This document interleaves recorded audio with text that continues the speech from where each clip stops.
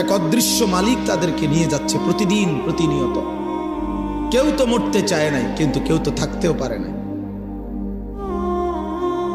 এজন্য এটাই অনিবার্য বাস্তবতা যে মরতেই হবে, যেতেই হবে, ফিরতেই হবে আল্লাহর কাছে, ফিরতেই হবে।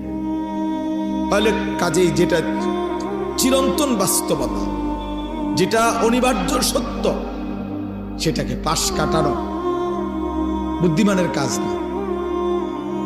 এটা কোনো বুদ্ধিমান হইতেই পারে না।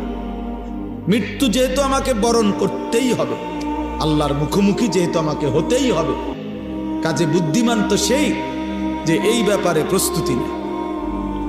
কারণ আমি তো এটা এমন কোনো বেলা আমি নেতা দৈরা এই দল কিংবা ওই দল কিংবা কোনো রকম কোনো ছল ছাতুরি করে যেহেতু আমি কবর থেকে, মৃত্যু থেকে নিজেকে